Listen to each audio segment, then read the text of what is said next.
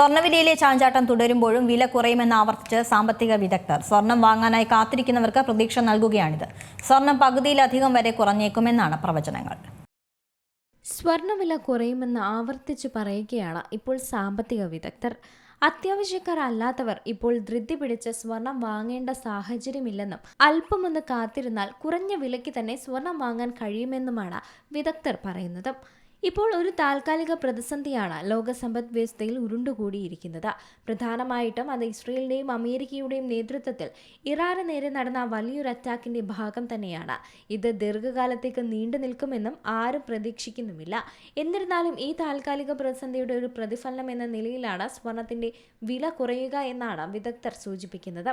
സാധാരണഗതിയിൽ അന്തർദേശീയ രംഗത്ത്, സാമ്പത്തിക രംഗത്തായാലും മറ്റു പൊതുരാഷ്ട്ര രംഗത്തായാലും സമാധാനപൂർണമായ അഭിവൃദ്ധി നിറഞ്ഞ സാഹചര്യമുള്ളപ്പോൾ സ്വർണത്തിന്റെ വില കുറയുകയും അവിടെ പ്രതിസന്ധി രൂപം കൊണ്ടാൽ സ്വർണത്തിന്റെ വില കൂടുകയും ചെയ്യുന്ന സ്ഥിതിയാണ് പൊതുവെ ഉണ്ടാവാറുള്ളത്. പക്ഷേ ഇപ്പോൾ പ്രതിസന്ധിയാണ്, എന്നിട്ടും സ്വർണത്തിന്റെ വില കുറയുകയുമാണ്. അതിന് കാരണം ഇതൊരു താൽക്കാലിക പ്രതിഭാസമാണ് എന്ന് തന്നെ പറയാം. എണ്ണയുടെയും ലഭ്യത കുറയുകയാണ്.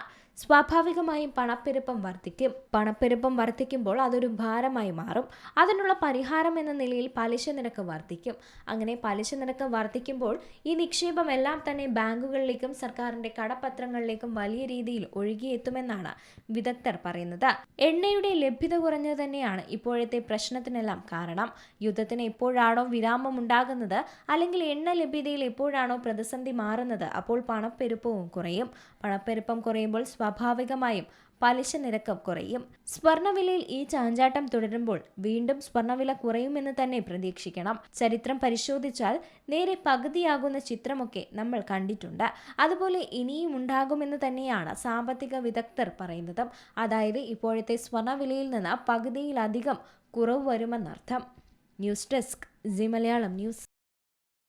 ഏറ്റവും പുതിയ വാർത്തകളും വിശേഷങ്ങളും വിരൽത്തുമ്പിലറിയാൻ സി മലയാളം ന്യൂസ് എല്ലാ ഡിജിറ്റൽ പ്ലാറ്റ്ഫോമുകളിലും ലഭ്യം.